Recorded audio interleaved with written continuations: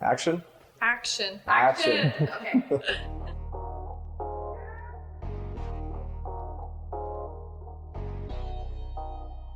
So how did you guys meet? Bit of a funny story. So we met back in 2012. Paul was actually dating at the time the girl that I went to prom with in high school. I had invited her to my wedding in July of 2012, and we had got together, I think a few weeks before that, at a Tim Hortons and just kind of talked and got to know each other a little bit. And then they came to my wedding. We had a great time, and after that, about 3 months after that, Paul actually approached me about joining him at the company he was working for, which was NCIX at the time. Where did it all begin? Yeah, it all started at the kitchen table of my townhouse. I remember sitting at that kitchen table literally thinking, this is our office. This is going to be our office for the foreseeable future. Halloween 2017 was the very first day of business, and November 1st, 2017, we invoiced our first commercial order. Yeah, I remember that day was pivotal for us, and I remember it was a beautiful day outside. I remember it was fall and there's lots of leaves falling. And I actually remember thinking as I was walking around outside, this is the first day of something amazing, of the next chapter of my life, the next era of my life. And I was so passionate and excited that day. All the feelings and memories I have that are anchored to it, I easily recall. They come to me, and it's a little bit of goosebumps actually. But yeah, it all began as a humble beginning at the kitchen table of my townhouse. And slowly, a huge aggressive expansion to the basement, where we stored inventory in the basement, and anywhere that we could find in the entire home, we had inventory. We literally had boxes from the floors to the ceiling. Anywhere you could walk, there's boxes everywhere.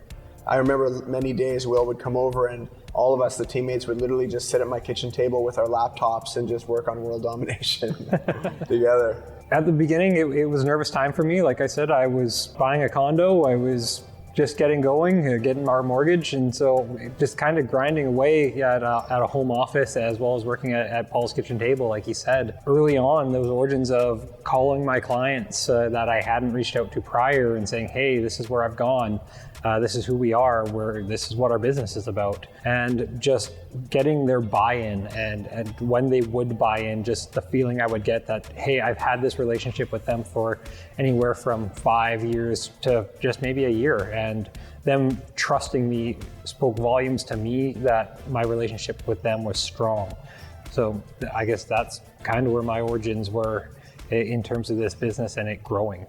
Were there other people involved in the beginning of this whole process? Yeah, there were. Yeah, when we started Monolith in 2017, we actually had 5 people start the company together at the same time. 4 members in total. I cherry-picked my best sales leaders, including Will, and 2 others to join us. In addition, we had a really strong friendship and partnership I had made with one of my customers at NCIX. And unfortunately, as we went on, the challenges and the turmoil, and obviously the stress and the uncertainty of a tech startup began to loom really strongly, and a lot of people understandably couldn't stay. That's a challenge because in my mind, I see a very clear vision, and I always knew the company would succeed. But a real challenge is getting other people to see the vision clearly and buy into it with the same level of certainty is a real challenge. I really wanted to do this with my friends. It was really important for me to start this company and run it with my friends, people that I worked with for so many years and did lead and manage, but also had built bonds with, people that I seen 8 hours a day for 5, 6, 7 years in a row. These are the people I wanted to start the company with, but unfortunately, can't always get what we want. As Paul mentioned, we had other members from our corporate sales team from NCIX on board with us, and they were guys I had worked with for 4 years in an office, a small space where we were all together. We were all quite tight-knit group. And I was excited to start with those guys, knowing who their clients were, the type of people they were, and thought they were the right people to help us grow. Things are difficult at the start when you're starting a brand new business, and there's definitely risks taken. And I hold no ill will to those guys for making decisions based on what they thought was best for them. And and their families at the time. And I can even speak for myself, I wasn't overly sure at the very beginning. And I remember Paul coming to me with the opportunity, and I was in the process of buying a house and getting a mortgage, and with our other company going under, it was like, how am I going to do all this? Does this make sense for me and my wife at the time? And I just decided, you know what, I trust Paul, that we've had great success together, and I think it's something that we can do well together moving forward. And I'm super excited and super happy that I decided to stick with it and take the risk. Like, what challenges did you face in the beginning? Oh, what challenges didn't we face in the beginning? Yeah. Yeah, I mean, some of the challenges we faced in the beginning were unsurmountable. Challenges like not being able to get credit lines from our suppliers and vendors and manufacturers, not being able to get a bank account even, or a bank loan in the beginning. In the very beginning, Will and I were using our personal credit cards to float customer purchase orders. We were using our credit cards to buy inventory and supplies for our customers. And I used all of my savings and all of the money that I had accrued from vacation from my previous company. I was one mortgage payment away from the streets, which was very triggering for me. I didn't take a salary for months for a big part of the beginning of the company because we couldn't afford to pay me. And of course, other challenges like working in my basement or working from my kitchen table, you know, and like we joke about the shipments, right? Pure Later in the beginning, UPS, Canada Post, and FedEx. I remember the trucks lining up in front of my front door of my residential townhouse, big trailers and trucks dropping off products. My neighbors hated that stuff. Yeah. But they would pull up full-size trailers in front of my house, and we would literally hand bomb products out of the back of these trailers into my kitchen, and as quick as we can so that we wouldn't be seen or get in trouble. The biggest challenge was, for me as the leader, was communicating the vision and the direction with the level of certainty and clarity and safety for all members involved. When you start a tech startup, there's a lot of clout and stigma around that term. A lot of people hear that and they think, okay, we're going to be part of the 99% that fail in the first 2 years. We weren't. But communicating that to people and getting them to see it clearly with comfort and safety is a real challenge. That was the biggest challenge, hands down. I think the biggest challenge for me as a salesman and a sales leader with the company was convincing people that we were still going to have the great same level of service and commitment and speed of business to get products to them. Well, we weren't that same company that we were prior that was probably ranked as one of the top 3 IT companies in all of Canada at the time. To convince them that we as a company going out on our own would be able to provide them with product and not have the same challenges that we were starting to have, or definitely having at the end of days with NCIX, where we weren't able to deliver product quickly because of credit challenges and stuff like that. Getting some of the bigger clients on board was definitely a challenge, and I'm grateful for the partners who did stick with us and show us the commitment that we were able to go and still provide them with the same service. And once we were able to do that, they stuck with us right through till today. Yeah, what was amazing about that was us actually meeting with and prepping these huge Fortune 500 companies in person. And I remember having those meetings and discussing with those customers directly. It was a tough conversation to have, but it was something like, I want to let you know that our previous company is not going to be around much longer, and that company can no longer serve you and take care of you. But we have an answer, we have a solution for you. And a lot of those customers were weary, understandably weary, thinking, okay, well, you're a tech startup, and how on earth are you going to float our 6-figure purchase orders? But we had conversations with them in person, practicing humility, right? Talking with a lot of honesty and humility and integrity. And we said, look, if we can't do it, we will let you know, but I want to let you know today that we believe we can. And a lot of those customers came on board and they stuck with us. So what separates you from other competitors? Again, I'm going to say in terms of a business, just our humble beginnings and being able to, one, have legacy relationships with our clients that we had previously, but again, being able to be honest with them and be upfront with them on what we can do as a business for them, as well as still providing top level industry standard that we were doing with our previous company. I guess Paul likes to use the term small-mungus, right? That we are small, but we act as if we're a large company, and I treat it that way, and I think our clients treat it that way. Yeah, I think Will nailed it with our agility and ability to solve problems very quickly and pivot when needed is a big value add. Larger firms and larger operations don't have that same agility. What we notice is that a lot of our customers today require that. They also require a single point of contact, which we also do. I think the creative space and creativity these days, UI, UX design, all of these other new industries and new positions and roles, they all connect to a larger issue, which is a need for specialists in a particular area, and Monolith has specialists in that area. In fact, that's what's allowed us to drive a lot of our business in the past, but drive a lot of our new business today.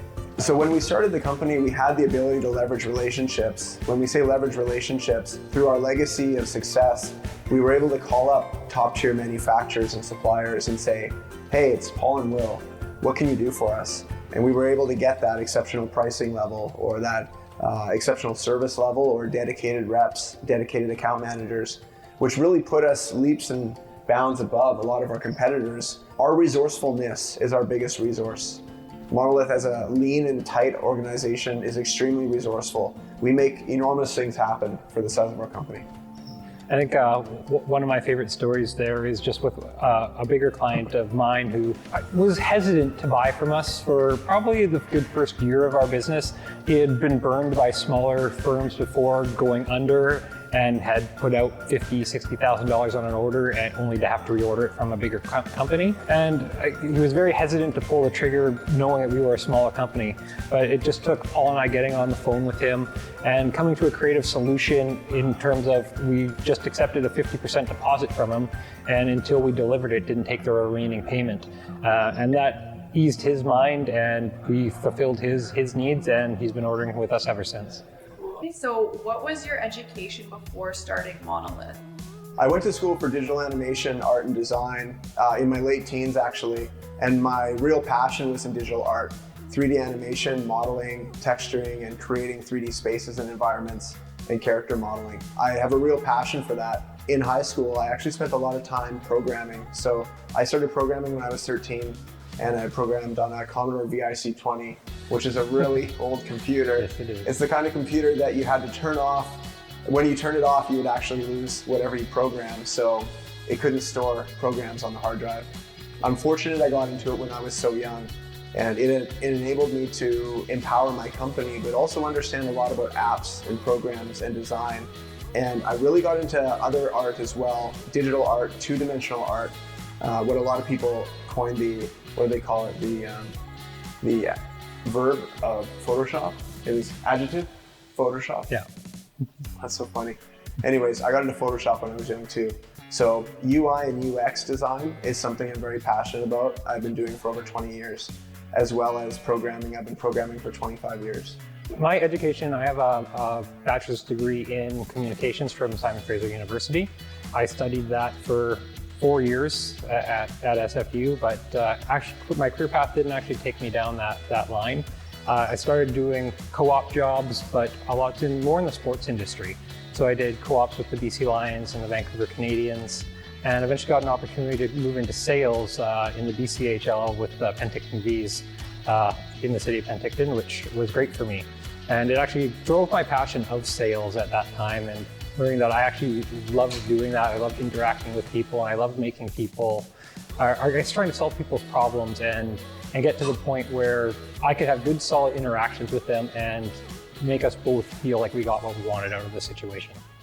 Well, what do you think Paul's biggest strength is as a leader? That's a great question. I think Paul's greatest strength as a leader is almost what he just covered, is that he's very analytical. To a point, I want to say he's a bit cautious in terms of he does overthink things from time to time, but that in my mind is also a strength, because you don't want to overlook the small details. And by looking at everything, and I like to say turning over the rock and seeing every side of it, makes you a better leader and a better boss, to be honest, because you're looking for the right solution. Yeah, I think what makes Will a great leader is how practical and how observant he is. Oftentimes, in my experience, the answer is right in front of us, and sometimes I just don't see it that way. I'll come to Will's office and I'll ask him, hey, what do you think about this email, or what's your thoughts on this situation? And he'll just say, well, quite simply, it's this. And I miss that. I miss that a lot. He'll come back to me in other times and say, this looks confusing or complicated. What do you think we should do? And I can give a complicated and confusing answer. But a lot of the times, him being practical and me being analytical makes a great team. How does technology play a role in your company? Being a technology firm, first and foremost, we believe in the proficient use of technology, and that includes implementing it and actually taking action with it and applying it to day-to-day operation. That includes the software systems that we use, the inventory, the way that we track it, the way that we empower and support and encourage our staff to operate and be productive here at the office. Technology is used throughout our organization in many different ways. Some ways we use technology are the seamless integration between our website and our managers. So marketing managers, other managers like logistics, inventory, admins, sales, and executive leadership all have access to our website in a cohesive single portal where they can access from anywhere in the world in real time and have the same level of access as if they're here in the office. In terms of our technology we use here in the office, we use top-of-the-line, custom-made PCs that are small form factor but are more powerful than some of the larger computers that you probably see on a day-to-day basis. Paul and I spent a lot of time researching what was necessary and what would be beneficial for our staff, went hands-on and got them built ourselves to a spec that we liked and can replicate moving forward. Yeah, we use cutting edge hardware and software internally here, and the hardware that we've designed and spec'd out, as mentioned, is far beyond what any normal admin team member or staff member in sales or marketing might use. Our staff members feeling empowered and capable with no red tape and no limits is absolutely critical to their performance, but also our culture internally. So how important is company culture to you? We work really hard at making sure that people feel like they're making an impact and that they're comfortable at our company. That's something that we've experienced a lot in the past, not of what was great about company culture, but unfortunately what was not so great. A lot of my leadership experience was learning just as much of what not to do as it was learning what to do. And workforce culture is a really important part of our business. Yeah, I think you took the words kind of right out of my mouth there. At our last company, it was, I don't want to say a bad culture, because I don't have any ill will towards that company, but it was a fractured culture, I'd say. Different business units I'm not gonna say didn't get along with different units, but they were separated from different units. And I believe that as a culture in a business that you want to collaborate on all fronts, and everyone needs to get along and actually work well together. And if you do that, you'll be successful. So how would you describe your current company culture?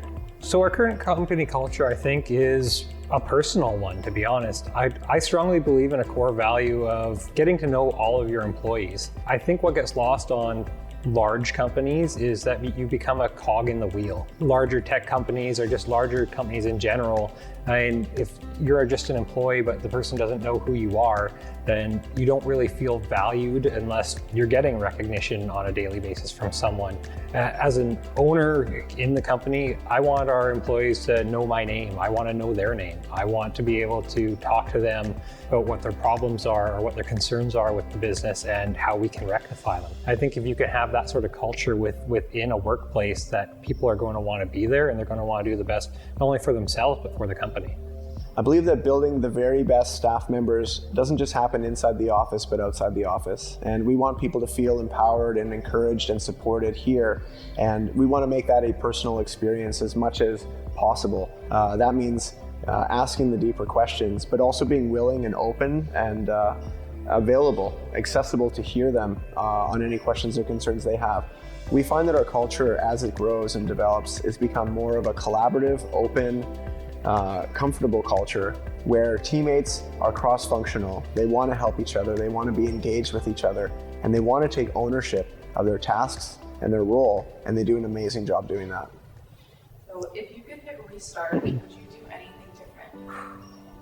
different? For me, no.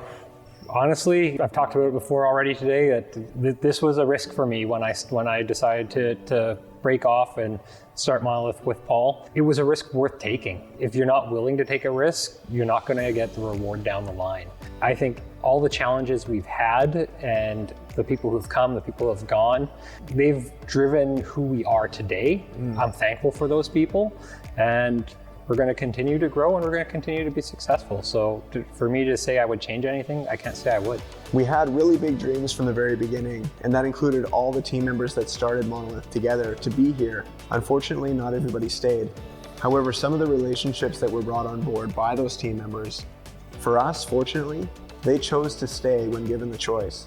I remember those meetings. Some of those clients we sat down with, we explained, your dedicated rep and a sales leader that you're used to working with, unfortunately, has chose to leave Monolith early in the journey. And we would be honored and grateful if we could earn your business still. And a lot of the times, those clients did stay. Fortune 500 companies, big firms chose to stay with us. When we practiced that humility and that honesty and asked them those questions directly, we explained the situation and said, we understand if you're going to leave. We understand you're going to follow your relationship with the previous co-founder, but we would love the opportunity to work with you still. They chose to stay. Monolith will become Canada's largest and leading IT business-to-business reseller. Not just reseller of parts, hardware, and software, but full solutions. That includes complete workstations, desktops, servers, software platforms, managed services, storage, cloud, everything in between. Our goal in the next 5 years is to have between 50 and 75 employees and be creating $100 million in revenue per year.